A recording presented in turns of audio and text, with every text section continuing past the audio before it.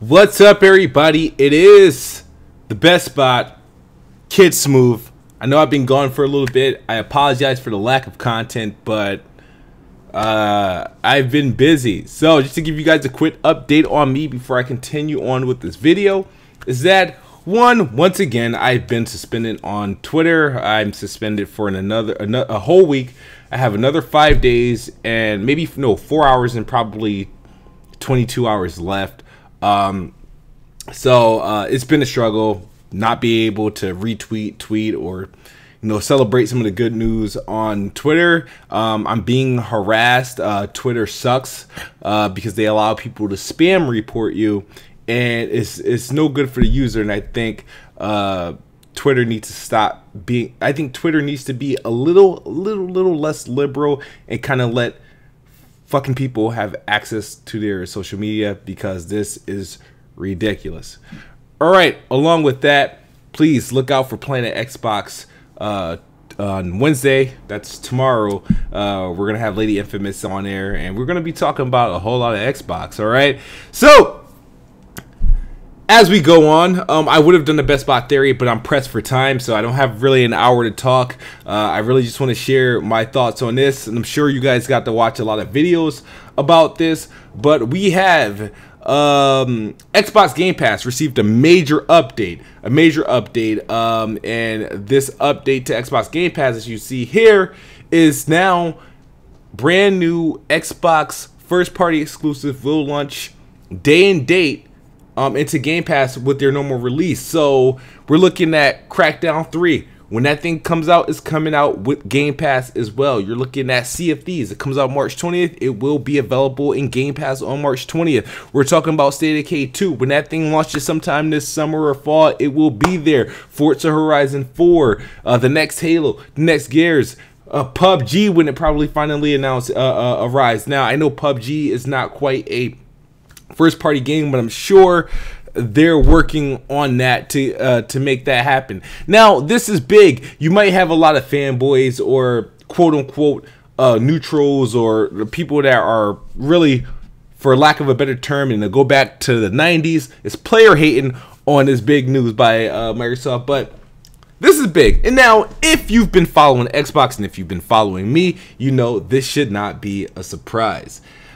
I'm one of the believer. I look at EA and I look at Microsoft and I look at the things they do, the decisions they make, because the stuff they do typically becomes standard for the industry. Now, a lot of people are like, oh my god, these sales must suck, they're desperate, oh my god, this is gonna bring down their sales, oh my god, their sales are gonna be so low, they're not selling stuff so they have to give it away, ooh, people are gonna finesse it.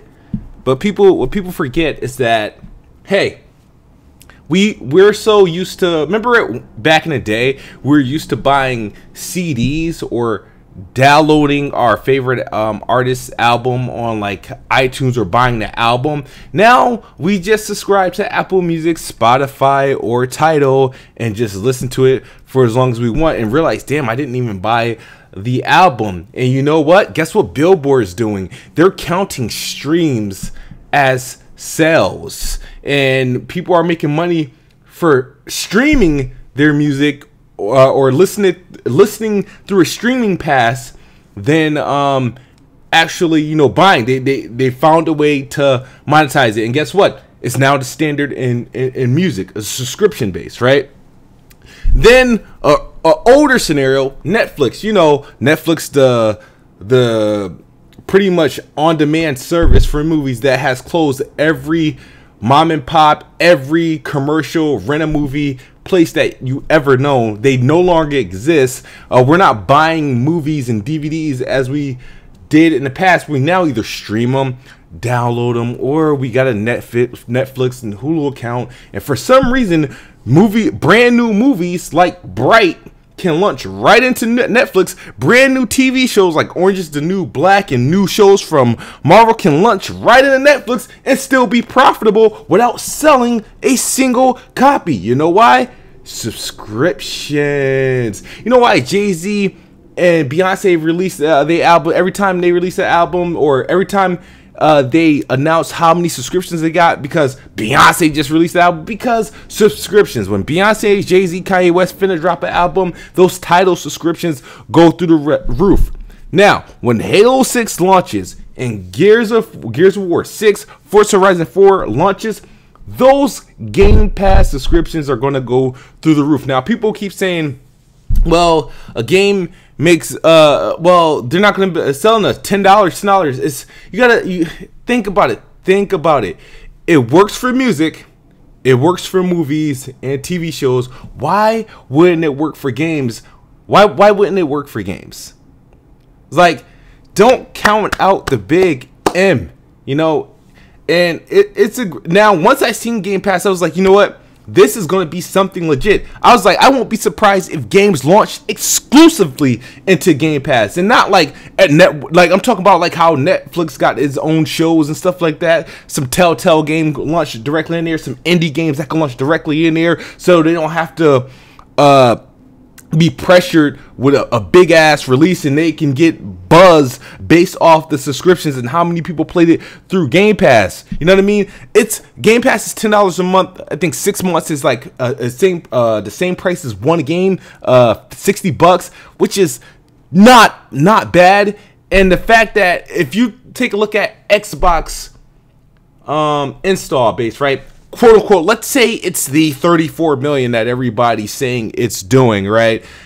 Even if half had got a Game Pass account, right, on a day Halo 5 or something, not Halo 5, Halo 6 releases, half. So what's half of 34? It's like it's like 18 or so, 17 and a half or million or some shit like that, right? 17 and a half billion. Say they all do 1 month subscription for that game. That 1 month potentially can make 170 million based off subscriptions. Not bad. Not bad. And you guys should be paying attention. You guys should be paying attention because you're a fool to think that Microsoft is the only one doing this. EA is headed towards this direction. They started with EA Access, but they really didn't kick full in gear. Microsoft just kind of just went in and did it. It's like, fuck it. Let's just go. If EA is halfway there, I'm telling you right now, in about a year, there will be no more annual releases for your NBA 2Ks and your NBA Lives, your FIFAs and Maddens. Those games will be strictly games as a service base.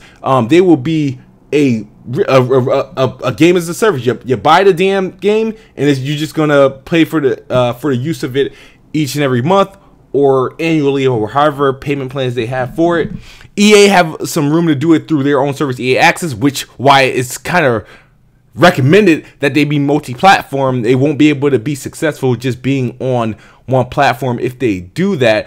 And being that Microsoft is a platform, this kind of encourages Sony to do something like this, because it would kind of be not the greatest if every publisher did it. If Activision, Ubisoft, all of them did this, because then you have all these subscription service for like games and certain games, and then not every publisher produces enough game for this to be successful. That's why you have to look at Nintendo, you have to look at Microsoft, you have to look at Sony for ideas like this. Now, a lot of people are so hung up on NPD sales. People will be quick to tell you that an Xbox game selling 1 million or 2 million is a flop, but they'll look at Horizon Zero Dawn selling 3 million and call it the greatest feat ever, and not realizing the whole gaming industry with these 5 million here, 3 million here, 2 million here, all those aren't really quite as successful as you like them to be. Developers, publishers, they wish they can sell 10 million, 15 million games if they possibly could, and since they can't sell that many, they have to put what Blackbound calls booty boxes. They have to do the DLCs and season passes, remakes, remasters. Or you can also guarantee some continuous income through a subscription service of like, wow, the buy-in's cheap, and I have the ability for this game to last much longer. Its lifespan can last much longer. I think it's a great idea. This is not a cry for help from Microsoft. This is not Microsoft like, oh, we love our fans. Sure, it seems customer orientated, because it is another option, is another choice. But at the end of the day, it's them moving with the times, getting ahead of the game. This will be an industry standard. Mark my words, it will be an industry standard. That's all this is. And a lot of people like Nintendo and Sony, they all gonna be behind. They're all gonna be behind when it comes to this. And everybody thinks Microsoft is struggling, they're failing because their game's not appearing in the top 10 and top 20 NPDs, because Microsoft has been focusing on their digital sales, on their subscription. Like, Lord knows what their numbers look like for Game Pass, and NPD isn't tracking that yet. But I guarantee you in the next year and a half, those subscription models, they'll find a way to track it. And then we'll see what the numbers is really looking like. So I'm looking forward to this. I'm kind of upset that I pre-ordered Sea of Thieves, for the simple fact that I could have just I could play it and use my Game Pass at $10 a month. So maybe I won't pre-order Crackdown or State of Decay 2 or Forza Horizon 4. Thanks to EA and Microsoft, my pre-ordering numbers are going to decrease significantly with these programs that they have available. And I'm not mad, but I'm definitely looking forward to this. I think this has the opportunity to be something big. And mark my words, when them big time hits come, yeah, these numbers are going to go through the roof, and people are going to be looking at NPDs and looking like, oh, this game sold this, and it's like, it's not about that no more.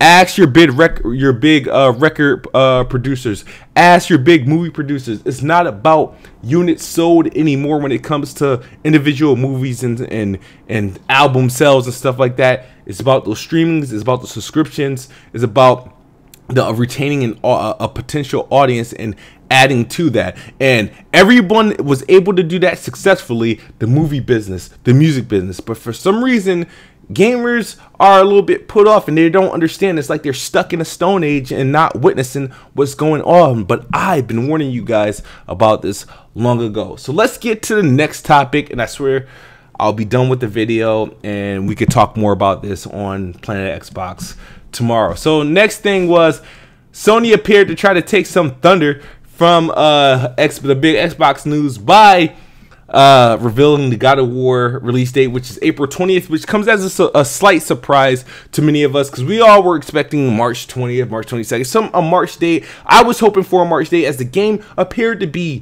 done. To me, it looked done, looks great, looks gorgeous. Not taking nothing for it. I'm getting it, but April 20th, really, that's 4 months away. I mean, come on, man. Like, I mean, so if God of War is coming April 20th, when does Detroit come out?